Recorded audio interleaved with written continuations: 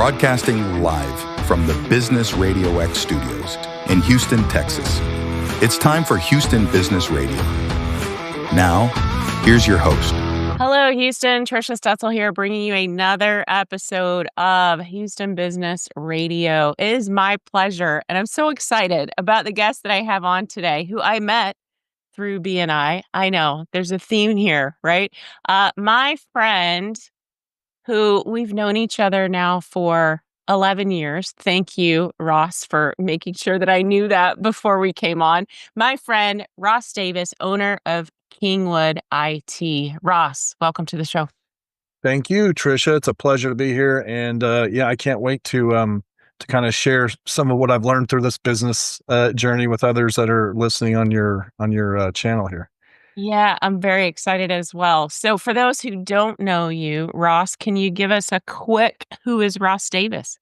Yeah. So in a nutshell, I learned a long time ago, if I told somebody I'm just in the IT world, I get this like blank look. So I quickly learned to be more specific about what I do. So now when somebody asks, what do you do for a living? I tell them I'm an IT relationship therapist.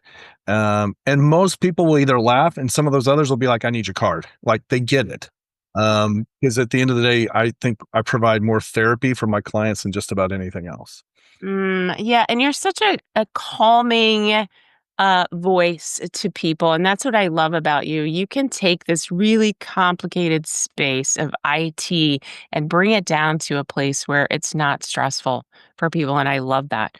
And excited to dive into what we're going to talk about today. So, what in the world made you decide to start an IT company in the first place, Ross?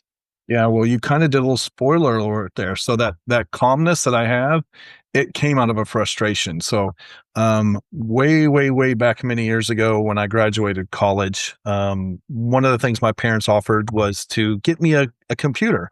So we actually had one built. I knew nothing about building a computer at that point. So I reached out to a local company that built computers and we had that thing built. And I went to go pick it up, drove it back home, probably lasted all of about an hour before that first infamous blue screen. Didn't know what to do. And this is before internet. So the only thing I could do is call them up and they say, bring it back. This happened about 3 or 4 times. By about the 4th time over a span of 2 weeks of this blue screening and nothing getting fixed, I was so frustrated. I was determined I'm going to learn how to fix my own computer so I never have to deal with this frustration again. Now, little did I know that that was actually planting a seed with me, that this is actually something that I was meant to do. So as I was getting this computer stuff fixed and figuring out how to do it myself, along came a job opportunity. It wasn't in the degree I had. I had a finance degree. So when this opportunity came along as a junior level PC tech, and I had just learned how to put a modem in my computer. Yeah, that's how old I am. We're talking about modems here. I quickly started learning that I had a gift for fixing these computers and troubleshooting, and I was excited by it. And so that started back in like 1997.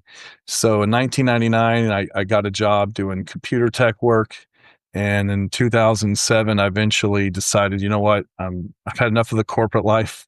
Want to kind of do this on my own. And I miss dealing with customers. That's kind of what started all this. So I definitely have a passion for helping people, and IT is kind of that means to an end.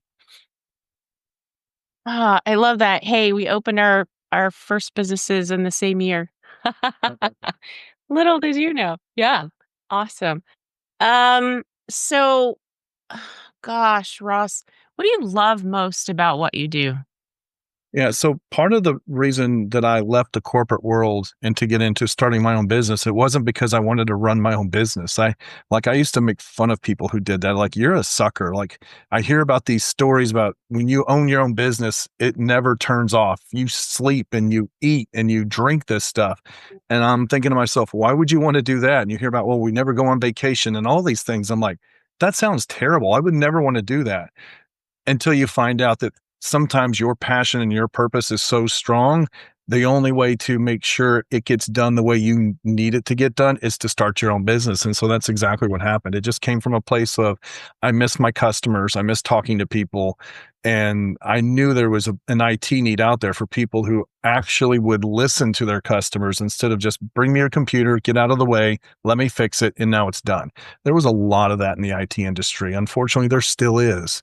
That's why I call myself an IT therapist, because one, that's what I relate to. That's what I needed when I had these problems back in the late 90s. And that's what I want to give to. I want the people who want that kind of experience. They just want to be heard, right? They want to know that they were listened to and that they're valued, and that one, and two, hey, we're going to actually fix this problem. So that comes with a level of trust that only comes from when you care for somebody and they know that you care, then you have that trust. And really that's kind of been the secret to my success, is just earning that trust by showing people how much I care.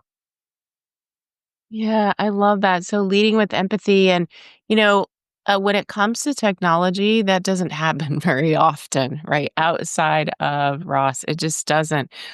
So it makes me happy that you're able to serve people in such a nice way, where they don't feel stupid.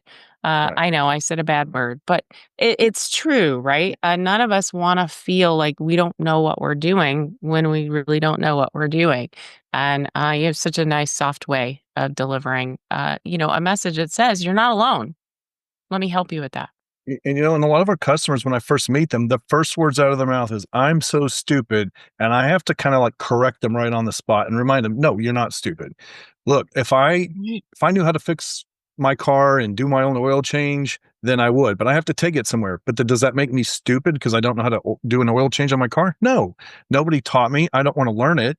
And it's just not something I care about. I just need it done. IT is kind of the same way. Yeah, absolutely. So I want to sideline here because I know that you've had a business owner struggle. You moved, and that was very interesting. So you talk a little bit, and you're in Kingwood, by the way. So we need to let folks know where you're at and who you serve. But you've recently had some fun moving your office. Tell us a little bit about that. Yeah, so we have recently moved, so we're now a little bit closer towards 59 in Kingwood. But it was hard for me, honestly, to make that decision, because where I was in the what we call the town center area of Kingwood, that had a lot of meaning to me. Um, Especially when it came to Hurricane Harvey. We were definitely affected by that. Our shop in town center was under 5 or 6 feet of water for a few days. So by the time I got to that shop and saw that basically everything was gone, it was a gut punch. And I wasn't really sure if I was going to even survive through that. And I can remember very specifically being at home, watching all these people getting rescued and evacuated out of their homes, and I'm doing this from the comfort of my own living room, because thank goodness my house was not affected. And I had, at the time, I had no idea if my shop was affected, but I knew at least I had a place to sleep and I was safe. And from that, I just had this almost like a survivor's guilt, and so I knew I needed to do something to help these people in my community. And so I remember going out to the middle school that was around the corner from my house, and there's just all these elderlies are getting evacuated off the buses into a middle school cafeteria. They don't know what's going on. They're having a hard time getting a hold of their family members. It was pure chaos. The police were doing their best to deal with the situation, but at the end, nobody really knew what to do. We were not prepared for that. But the other thing we were not prepared for, especially in the Kingwood community, was all the help that came from that. So unfortunately, we didn't have a way to organize it, but there was so many people wanting to help. We just didn't know what to do. And so I quickly started kind of like scrolling around on Facebook, looking to see who needed help and trying to just connect the dots. Being in the networking world where I'm constantly referring customers out to each other, that's kind of like my skill set, is making connections with people. And from that, I eventually was able to get into my shop, and of course found out, yeah, everything was gone, everything's torn up. And trying to just pick up the phone to call somebody and say, "Hey, I need help," that was next to impossible, because everybody in all of Houston was being affected by this. It wasn't just one community. So resources were thinned out. It was brutal. Luckily, I had a customer who took my phone call and said, "Yeah, we can come out. We can take all your drywall out and we can start putting in fans." And so within a day, my shop was already gutted and cleaned out before anybody else in my area, in my center, could do anything. And so here I am again with that kind of that survivor's guilt. So I'm like, I need to do something. So I'm watching all these business owners. They don't know what to do. So they're just literally doing this on their own. So they're coming out there. It's warm. It's hot. There's nobody helping them. They can't even get water or food because everybody for miles around is shut down. There's no McDonald's you can go to. There's no grocery stores you can go to. And the ones you can go to were just lines deep of waiting to get supplies. And so I remember thinking, I've got to do something about this. So I went on Facebook and I just started asking people for help. And oh my goodness, um, this is where I get a little emotional, but yeah, the help came in places I had no idea. Like I had high school friends I hadn't talked to in 20 years. They saw these posts. We had one lady from San Antonio delivered us 15 pizzas to the town center area. Um, I had another guy backed up his pickup truck and it was like cases high full of bottled water. And then we had people bringing in bread and peanut butter and jelly, basically things that we could do for food while we're basically busting our humps to try to rebuild that town center area. They needed food, they needed water, they needed just basic stuff. And so every morning, I would just go to my shop, pull out a rack, whatever food was donated, kind of put it out there. So all the other people in town center knew, hey, this is where you can come grab some food, grab some water and get back to work. And literally I started carrying around a cooler and I would just start handing out bottles of water every morning. I had a place to pick up free ice by then. So I had this routine down. And then one morning, there was a news camera. People from KHOU showed up and they saw what I was doing and they asked if they could film me. And next thing you know, I'm on the news. I'm getting all kinds of like publicity I wasn't trying to get, but it just goes to show you that like, in BNI, we have that called that giver's gain mentality. And so it's true when you just give and you want to help people, it comes back times 10. So it was really nice to see that community come together. And so when I had to leave town center area, it was hard because like I said, I went through a lot through that, but we needed to get to more customers here. And so now we're in the front of Kingwood, a little bit closer access to people in the Woodlands and Spring, New Caney, certainly down south, because we cover all of greater Houston. So it was a change that had to happen. But yeah, there's always going to be a spot in my heart for the town center area of Kingwood, what we all went through as a family to kind of get through that. Ross, if no one has told you this, you are just an amazing human being. You just are. I What a beautiful story. And I know you and I know that you would be out doing those kinds of things. And I hope that the listeners know that that's just truly who you are as a person, as a human, and as a business owner. And you have that much care for everyone that you come into contact with. So thank you for all that you do. Thank you. Now, in all fairness, I had an empty store with nothing to do, so I needed to fill my time doing something. So, so one thing I could do is hand out bottles of water and food. So yeah, so Mhm. we all got through it, but that's kind of like that's my response to crisis is, well, how can I help somebody else? If I don't know how to help myself, I'll just help someone else. Yeah, I I get it. I absolutely get it. So, Ross, if people want to reach out to you, how can they find you and where's your store? Yeah. So our website is just kingwoodit.com. I've got my cell phone right here behind me, so it's 832-928-3948. We have an office number that this will roll over to my office because if I can't grab the phone, at least I know it's going to roll over to my office. Folks will be there. So we have an office number of 281-360-3300. And for those that are familiar to the Kingwood area, we're right next to a Megaton Brewery of all things. So after you're done stressing out over IT, you can go have a couple drinks, really de-stress, knowing that, hey, Kingwood IT's got your back and we're going to fix whatever IT problem you have. It's perfect. Okay, so besides you being an amazing human being and really caring and having empathy for your clients, what's really different about Kingwood IT versus other IT companies? So I would say the biggest thing is just we want to listen to you. We want to fix your problem, but we're the type of people we take the time to actually listen and let you vent because a lot of the times when people come in, they're so stressed, they need to get this off their chest. And there's nothing more frustrating than trying to get something fixed and you don't feel heard.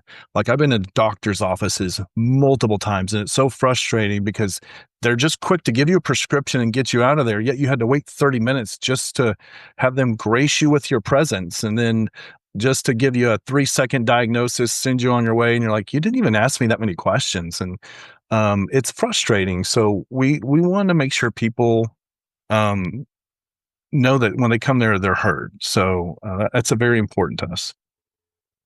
Yeah, absolutely. I'd like to touch a little more on networking. We've talked about BNI. You indicated that you're a big connector. So we talk about business building, how you've built your business and the connection to BNI. Yeah. So one of the things, we talked about this was, if I could give a new business owner a piece of advice, it was a couple things. Number one, not every person out there is going to be a good customer for you. Like I had this naive thought when I started this business. I wanted every person who had a computer in Kingwood to come to me. I don't wish that I'm my worst enemy. It took me a while to realize not everybody I want to be my customer, and once you started finding people that you really didn't want to be your customer, it really forced you to think about the ones who you truly did want to serve and what are some of those characteristics, and focus on that. So, but with that, you need help with that, right? Well, so I remember, I had a finance degree. I remember taking a marketing class. And the only thing I remember from that marketing class that had to do with effective marketing was, yeah, it was on the test. What's the most effective form of marketing? Word of mouth referrals. There's a sentence in this massive textbook that says word of mouth referrals are by far the most effective form of marketing. And that's it. It's just a sentence. How do you get it? How do you maintain it? How do you keep that wheel going? There's nothing on that. Nothing. And so when I stumbled into this little thing called BNI, Business Networking International, it changed my business life. It changed my personal life. It changed just everything about how I run a business, how I treat my employees. And again, we talked about this, that BNI has that giver's gain mentality where you're in a room full of other people who just want to help you and see you succeed. We don't get jealous of that success. In fact, we thrive off of that. So like the people in my BNI chapter, when I send them a referral and they tell me, hey, I got closed business from that, yeah, I get excited. But when they tell me that the referral that I sent them now is like one of their best clients, oh my, there is not a greater feeling in the world. And I love that. And so I wish I could go back in time and start my BNI membership a lot earlier than I did. I tried to do a lot of this on my own, and it's so hard to do on your own. So not only do you have a room full of people that want to give you referrals, you've got people in there that can actually help you with your business if you want. I found out really quickly that 2 years I spent doing accounting did me no good trying to be my own bookkeeper. In fact, the first time I went to a bookkeeper because I finally decided maybe somebody else should be doing it for me, the first question they asked was, whoever your previous bookkeeper was, you should fire them. And I'm like, well, that's kind of why I'm here. I was that previous I bookkeeper. am. I am firing Yeah. him. And they literally had no idea. And so they were like, they had to apologize. Like, no, don't apologize. That's why I'm here. So, you get people inside that basically have the same problems as you in a BNI chapter, because they're all entrepreneurs. We all have that. A lot of us started for the same reason. We thought, hey, we're really good at fixing computers. So if we start a business, we'll be really good at running a business that fixes computers. And those two things have nothing to do with each other. And most entrepreneurs, they find that one out the hard way, if ever. So going Mhm. back, if I could have started my BNI life and found a BNI chapter doing more networking, because not only did BNI help me personally growing my business, it actually helped me in other forms of networking, like going to a chamber. The first time I went to a chamber, oh my goodness, I had no idea what I was doing. I remember in my finance class or in marketing, something about chambers of commerce. You should do that as a business owner. That's all I knew about a chamber of commerce. And honestly, I thought it was a place where you just go in and get local information about different amusement parks, or maybe there's national parks or weird stuff. And it's just a place to get pamphlets. I had no idea it was a place where businesses come together to help each other out. But the problem with chambers of commerce is it's they're not structured in a way to teach you how to really be involved with the chamber. And so the first time I went, I felt like the first time I went to a school dance. As soon as I walked in that door to my first chamber event, I felt like everybody's looking at me. I don't even think I'm wearing the right things. I don't know what to say. I don't know where to go. Everybody looks like they've got their groups. I got nobody. I'm just going to stand in this corner and wait for somebody to come and ask me for my business card. Well, that never happened. So I thought, chambers don't work. I'm not doing this again. This was a horrible experience.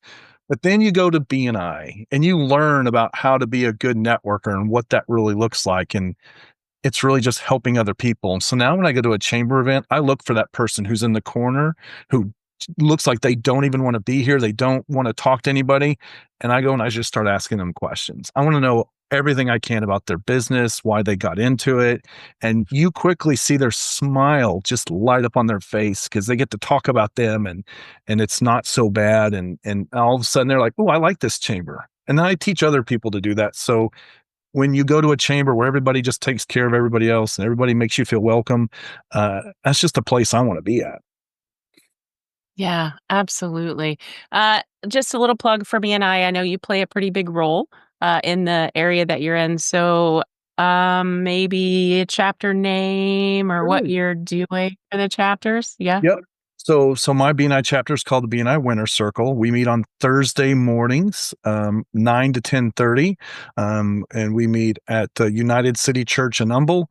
We've currently got about 16 members. We've definitely got room for about 30 to 40 members. So if anybody would like to just come visit our chapter and meet some cool business owners and learn more about it, love to hear from you. I'm also a BNI launch chapter coach in BNI. So right now we're working on launching a chapter in Willis, Texas. We'll be starting one here soon in New Caney. And really anywhere in the Houston area, if there's not a chapter and you need one somewhere, come talk to me. We can talk about how we can get one launched for you. Wow, that sounds fun and fantastic. I used to be one of those startup coaches too. It was lots of fun for the Pearland chapter. Yes. What was the hardest lesson you learned about being a business owner? So how many hours do we have? I would say uh, first and foremost, this little kitschy phrase, it means everything. And I wish somebody had told me this sooner. I had to learn this one the hard way. And that one is be really slow to hire and very quick to fire. Like there is nothing worse than just hiring the first person that comes along because you don't like doing this process. So great, somebody wants to work for you, just hire them, ask very minimal questions. And then as you see that this is the wrong fit, don't stick with it because you just don't want to admit you're wrong or you're just too lazy to go out and find another person. Nothing will suck the soul out of your life and make you question if you should even own a business quicker than having the wrong hire. And just having the courage to say, you know what, this isn't going to work out. And part of my problem too is I was so worried, about this other person. And oh my gosh, if I fire them, what's it going to mean for them and do for them? But at the end of the day, I have so many more customers that need us to survive. And I can't do that if I don't have good employees. So at the end of the day, the company always comes first. Always, and it has to, right? It always has to come first, and it's your baby. It's your business. All right, as we get to the back end of our conversation, Ross, do you have a success story or a client story you'd like to share? Yep. But man, so I already shared about the Harvey thing, and this one probably hits even a little harder. But Mm. it was one of those things that defined my why in my business. So Mhm. I had been in this business now for probably 3 or 4 years, and I was a one-man operation working out of my garage at the time. But I had this one couple in Kingwood. They had been regulars of mine for a while. So we got to know each other, got to know our kids a little bit. Like we knew each other on a first name basis. We saw each other in the grocery stores. We'd say hi. But she was a regular of mine. The wife was because she was kind of a stay-at-home mom. The husband went out. He just had a 9 to 5 job and traveled a lot. So he was trying to, that's why she always called on me for some IT help. Well, I get a call from this lady one morning and she says, and her voice was all shook up. She's like, Ross, I need your help. and she's trying to just like not break down. And she goes, I need to know if you can help me get into my computer. I don't have the password. My husband yesterday went for his normal jog and he never came back home. And she's like, he was everything to her. Like she didn't know how to pay bills. She didn't know how to, because her husband did everything. And in an instant, he's gone. And I'm like one of the first people she's calling because she needs to get in this computer so that one, she can start dealing with all the management. She needs to plan this guy's funeral. She needs pictures. And like she was like, and I'm worried. I don't even know how much this is going to cost. And I kind of like, in a very respectful way, chuckled. I said, this is the last thing you have to worry about is cost. I'm like, where are you at now? She's like, I'm at home. It's like, give me 10 minutes. I'm going to kind of close up shop here. I'm going to come over there and we're going to get into that computer and we're going to get you the files you need. Don't worry about anything else right now. And I still remember this day when I knocked on that door and she greeted me. It was like just this biggest hug. Like she just was so happy to see me and so relieved. And you could tell the emotion was still so strong there. So, good news is we were able to get in, reset her password. She got all her files and she was able to do what she needed to do. And, that was, I can't even tell you, that was well over 10 years ago. She's still a regular customer of mine, go figure, refers me whenever she can. And so she's thriving now. And, but yeah, I would say that was kind of like a good reminder of why I do what I do. It's not because I'm trying to make a bunch of money and get rich. I know there's a need out there. And people need to know that it's okay if you don't know how to do these things. There's somebody out there who does and who actually cares. Wow. Thank you for sharing that. Sometimes it's hard to pull those stories out of our back pocket, right? Because there is so much emotion attached to it. And how amazing is it that you were her first phone call? That's how much she trusted you, right? Wow. Thank you for sharing that. That was amazing. So, Ross, tell us again how to connect with you and speak to those people who are your clients. Who are they? Who would you like to reach out to? Yeah. So while we do both residential and commercial businesses, when it comes to the residential area, we kind of stick in that Kingwood, Humboldt, Atascocita area. But when it comes to businesses, we have customers as far south as Tiki Island, and we do have customers as far north as Willis, Texas. We're located in Northeast Houston, so obviously business clients that are up in this area, we're going to get to you a little bit quicker. But Spring, Woodlands, Conroe, certainly Humboldt, Kingwood, Atascocita, we love working with those businesses. Construction companies are great clients for ours. Heck, one of my favorite customers is a husband and wife dentist office. So we're able to provide HIPAA compliant IT needs for those that are HIPAA compliant and just need to know what they need to be doing. So, but definitely those businesses that are probably, I would say, anywhere from 10 to 35 employees, those are great clients for us. Okay, fantastic. And how do they find you? Tell us one more time. Yeah. So our website is www.kingwoodit.com. You can always call or text me at 832-928-3948. My email address, it's pretty simple. It's just rossdavis@kingwoodit.com. And then our work number is 281-360-3300. Okay, listeners, you heard all that detail. I'm going to put it in the show notes as well. So all you have to do is point and click and have a conversation with Ross. Ross, thank you so much for being on with me today and being so vulnerable and telling such very endearing stories. I appreciate that. Oh, well, thank you, Tricia. Thanks for the opportunity. And I didn't think people wanted to hear 30 minutes of what kind of hard drive they need for their computer. So I'll spare anybody that. I don't even want to hear about that. No, you know what? Humans love stories. We just do. So thank you for sharing. It really gives insight into who you are and why you do what you do, right? It's really about those relationships. I definitely appreciate that spotlight, Tricia. You Thank you as bet. always. Thanks again for being on the show. That's all the time we have for today's show. Join us next time for another exciting episode of Houston Business Radio. Until then, stay tuned, stay inspired, and keep thriving in the Houston business community. Thank you.